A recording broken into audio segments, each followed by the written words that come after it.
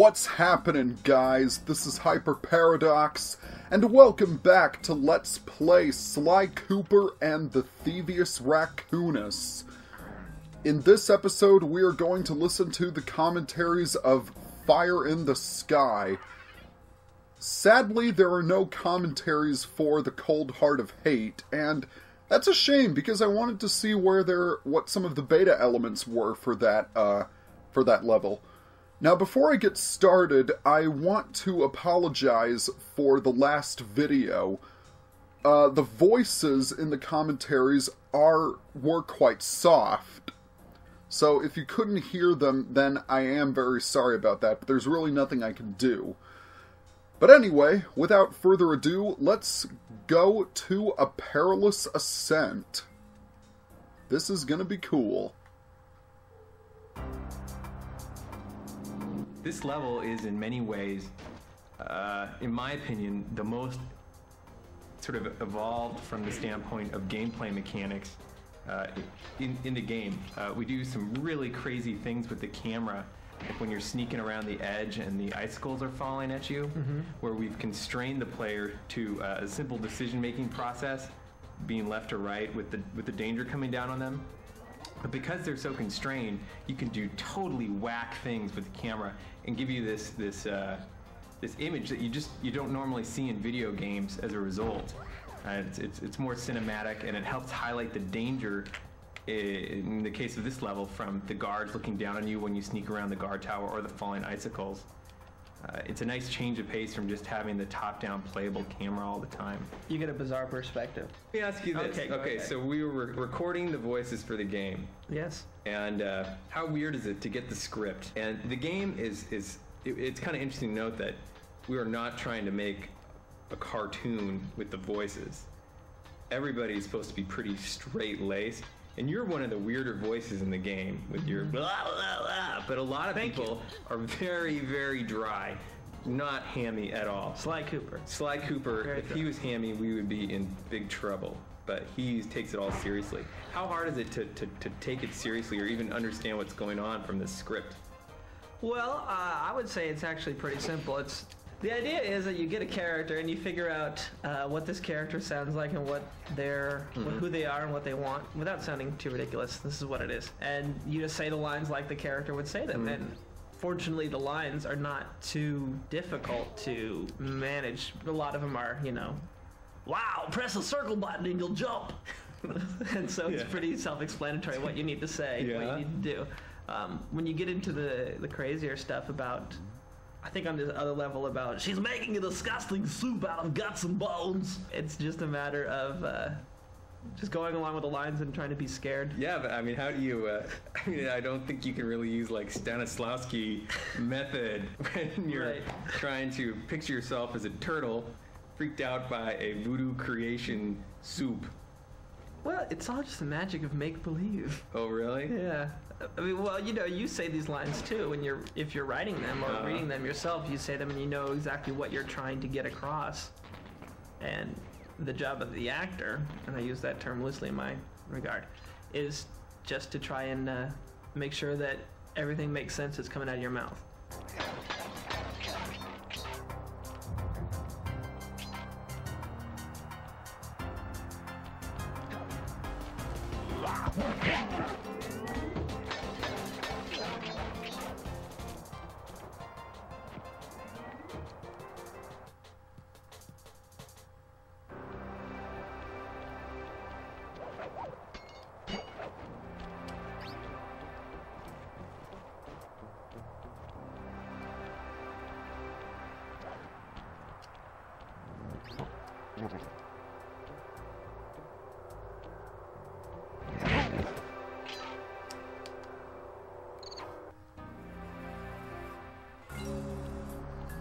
So Andrew, you modeled out this level. Yes, another level that you designed. What do you like about this world? Let's see. Or level, I should say. What do I like about it?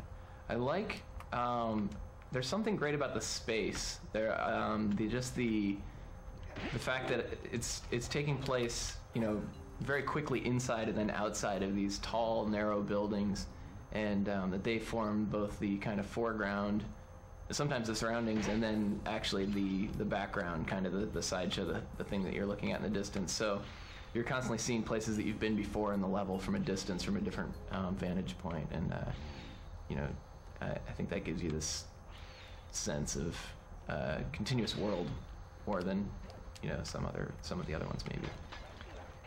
That was definitely a goal with a lot of these snow levels, was to give you that inside-outside feeling. Right. And this level starts with something that we thought was going to be really difficult for players, which was you get up to this door and it's locked and there's no way to open it. And there are 2 open windows that you can go in, and you know, it's pretty easy to overcome. This level was actually made before the Paris level, but we had to test it and have people experience the frustration not being able to get through the door to know if it was gonna be okay or if it was gonna be too aggravating to include in the game. But that is a seriously simple mechanic that seems to reflect sort of breaking and entering. Right. And the whole level is like that. You're going in, you're going out, you're on top of roofs. Always entering through windows, Yeah. doors. This level has a really bizarro laser grid on the floor. Right. And it's bizarro because there isn't a discernible pattern to how you're supposed to go through it. Right. You look at it and you think, okay, if I study this long enough, I'll see that I need to go left, left, right, left. Right. But really, there's none of that. You can stare at it for 45 minutes and you won't see the same thing again because it's all just slightly out of cadence with each other. Yeah. So you have to, right off, you just have to make it up as you go along. And once you get into the middle of it, it's pretty. I mean, there's, you know, if you're really paying attention, there's enough time to adjust to what's going on. But it's great because you've got everything out of phase enough that it feels very almost random.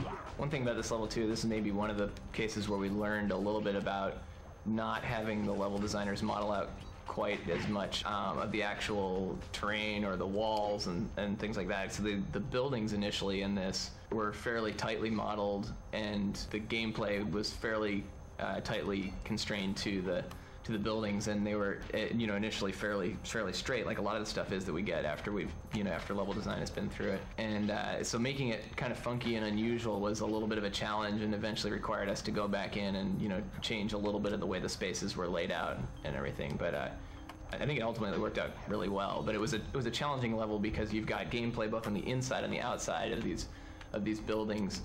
So the wall is very, in a lot of places we've got room to just push back the wall in places here and there, and in this one it was very tight and brought up its own unique challenges that I think a lot of the other ones didn't have.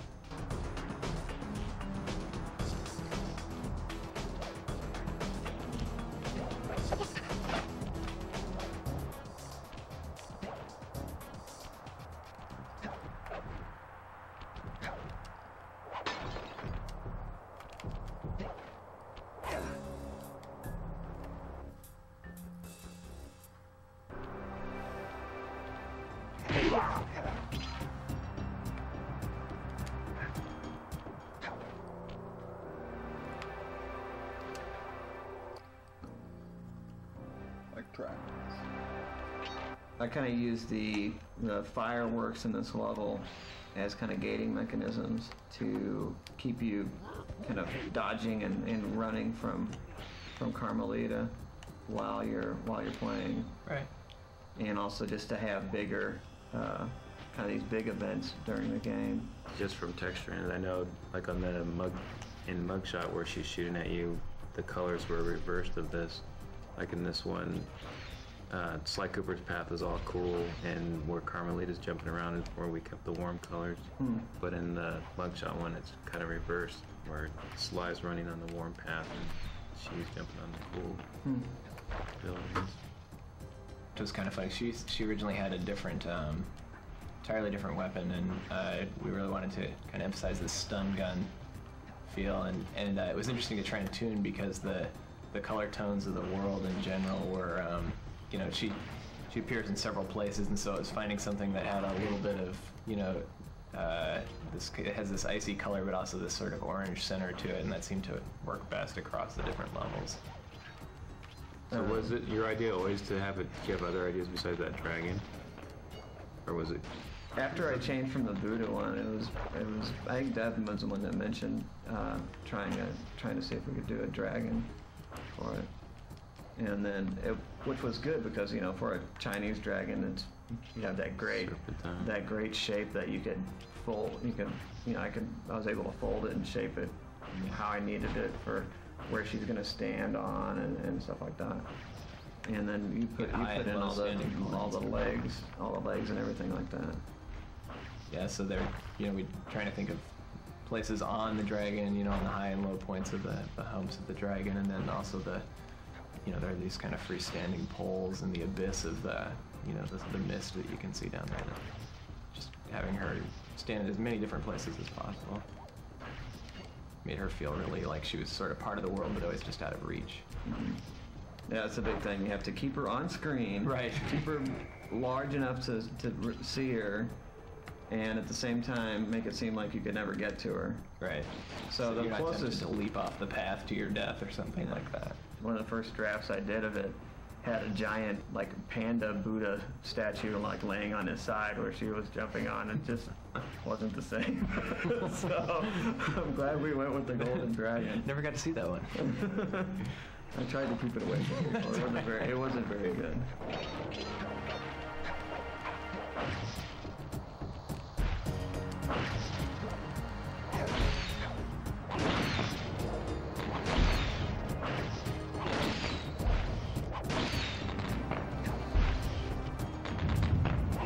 Watch your back, Cooper. When you least expect it, I'll be there.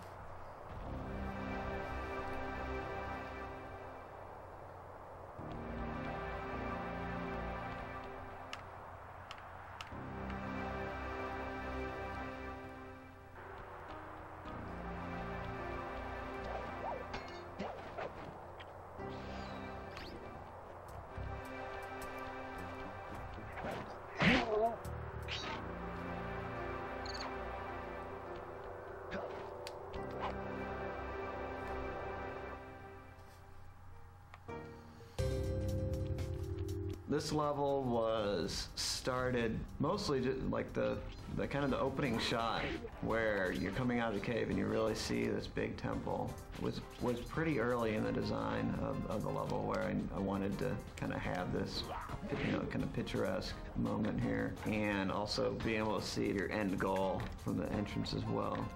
This is one of the more, I guess we call it pretzeled levels, where the course is very much kind of going around itself. It's kind of using this one art space for the different game mechanics. So instead of having a long corridor that has all the mechanics and we have to do art all the way down that corridor or whatever, we take it in one space. In this case, we go outside the temple, we go inside the temple, and then we go across, and you're still able to see the temple when you finish the game, and it's kind of, you're looking down on it. So it's really trying to reuse the art assets by staying in the same space as you're going through the level. This is another one of our earlier uses where we're going to more extreme camera angle for dramatic effect when you're going into the temple, and you have the snow falling away down the cliffs as you go, just for about added drama. And we know exactly what you're going to be doing because the gameplay is is constrained to that curve that's kind of hugging the cliff wall here. So we know it's safe to take the camera up into a more extreme position than the typical gameplay camera. I love, in general, the kind of circuitous route through this whole level. The fact that you get through one area and then slide down to another, and then sidle across cliff face over to another, and etc. There's kind of an interesting route through the whole level. I like the firework platforms too. Those were a great idea. I think this was the first use of this use of lasers, where it's really close. It's just close to the ground. It's not like sweeping across the whole hallway. It's creating this, this dynamically changing play area that when you first come up to it, it's like, oh, it's fairly intimidating because you see the glow on the ground. You see it's like this, it's constantly changing. But they're actually pretty easy to play. So it's kind of making things, for more inexperienced players, having them see a moment where it looks very dangerous, and then them getting through it successfully is, is something that it's good because it gives them a sense of accomplishment. So that's the reason why it's just kind of this cool thing. It's actually fairly easy to play through. And once this one was put in the game, there's several other areas where we decided that we could use this and change the speeds and change the sweep patterns to give it a different feel. And to really, just make it faster makes the difficulty harder. So you can definitely dial it up to be challenging. But in this case, it was set up for one of the earlier levels, so it's pretty straightforward actually.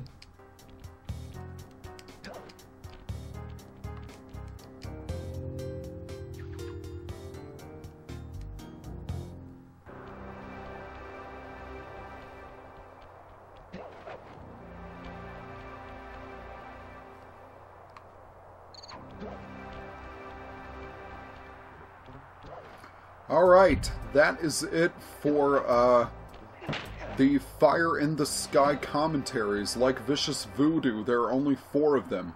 And that's it for the bonus commentaries in general. Pretty cool to learn what their inspirations for the level design were, and as well as some of the beta elements that would have possibly made an appearance in this game but didn't make the final product. Now there's one video left to show on for this game. I have to show the 2 bonus videos. So, I'm going to exit to the hideout, and I'm going to show you what they are.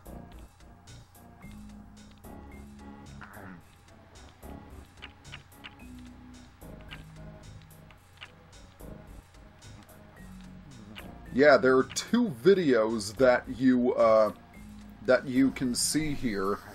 They are unlocked when you complete all of the Master Thief sprints. Unfortunately, I'm running low on time, so we'll have to wait until next time to see it. So, next time on Let's Play Sly Cooper and the Thievius Raccoonus, we are going to take a look at those 2 bonus videos. As usual, be sure to leave a comment or drop a like or subscribe to my channel at the bottom right.